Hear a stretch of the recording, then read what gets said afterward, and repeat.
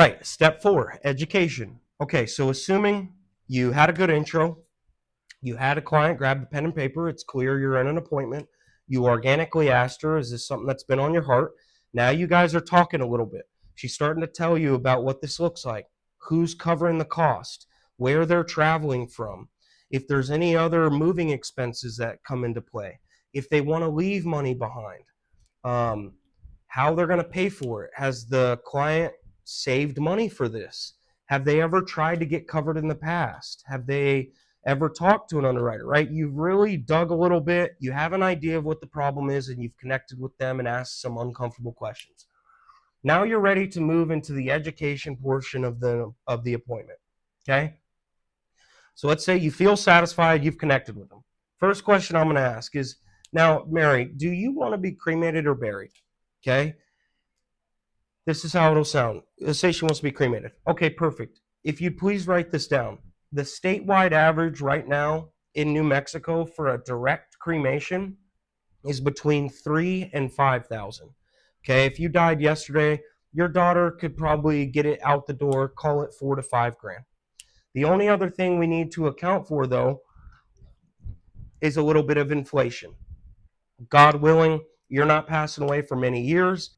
Okay, 10,000 seems to kind of be the sweet spot in my experience for most of the families I talk with. Just taking into account, if God willing, you pass a number of years from now, they have enough coverage. Anything above about 10,000 with a cremation is money that you can leave behind to the family. Okay, do the same thing for burial. Hey, the statewide average for a burial is between 10 and 15,000. Typically, about 20,000 is the sweet spot to cover for any inflation. Okay, then, hey, Mary, let me ask you real quick. Do you remember the difference between term and whole life? They all say no. Got it. Term is typically insurance when we buy when we're younger. You get a lot of coverage and it's very cheap. The thing about term is that it expires and the price goes up over time. That's why whole life is what's used to cover any end of life expenses. Whether you do this through a funeral home, you do it privately, or you do it with an underwriter, whole life is always what's used. Okay? Now, the thing that you have to hit on step 4 is the 5 bullet points. Okay? You always have to have them write this down. It carries an extreme amount of value and will actually motivate the client to make a decision. Hey, Mary, I'm going to have you please write down a couple of bullet points for me here.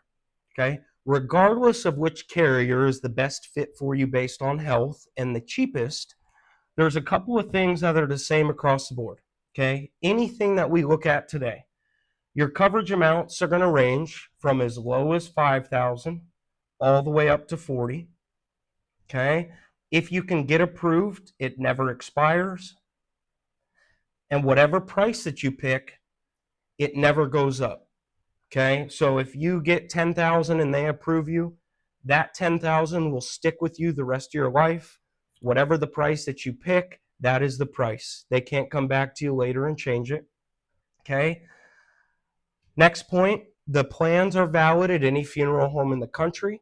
When you pass away, your daughter will just call a funeral home of your or her choosing and give them your policy number. They'll cremate you, do whatever they need to do, and the insurance company will cut them a check directly for what's needed to cremate you. Any money that's left over will go directly to your beneficiary.